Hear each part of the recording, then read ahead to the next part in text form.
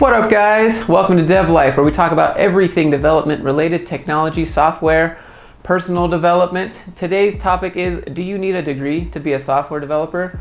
Well, in my opinion, the answer is no. It's not really necessary at all. I have a mechanical engineering degree and I've been doing software for almost 3 years now. Taylor has a computer science degree and he's also been doing software for almost 5 years now. And I just don't think that it's necessary for you to have a degree. And when I've hired people to work on our team, whenever I see their resume, I look at their education section. If they have something art related, okay, great. If they have something technology related, okay, great. I'll make a note of that. But it's just one of many different check marks that I look at when I'm looking at hiring someone.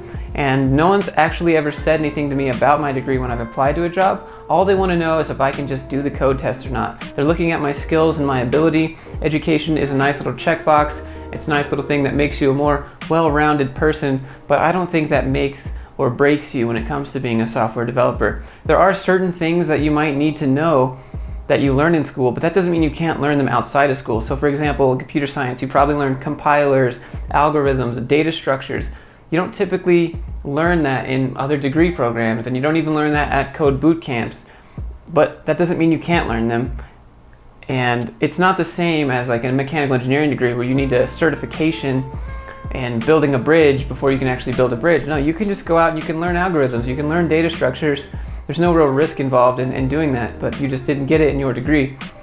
So in my opinion, I don't think that you really need a computer science related degree or a degree at all in order to get one. You've probably seen the explosion of code boot camps recently, if not, maybe 1 or 2 years ago, probably more than it is now.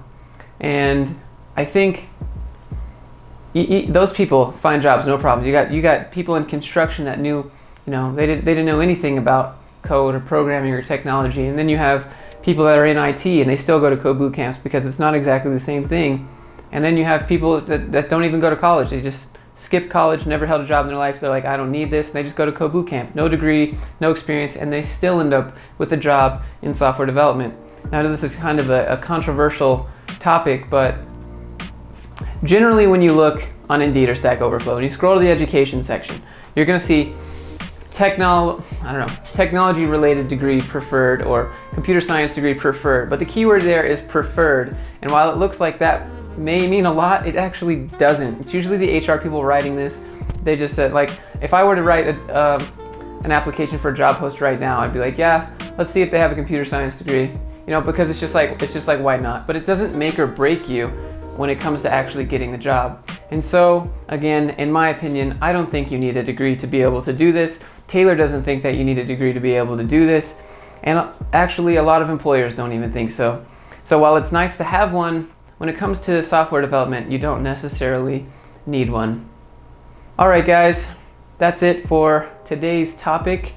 If you want to see more of these videos, be sure to click that little subscribe button. We have a nice community in Discord. The link for Discord is in the description below. Be sure to check out my channel where I flesh out these topics a lot more, and be sure to check out Taylor's channel where he does tech reviews, gadget reviews, and he has a Taylor Talk series which are similar to these, and he goes into deeper detail.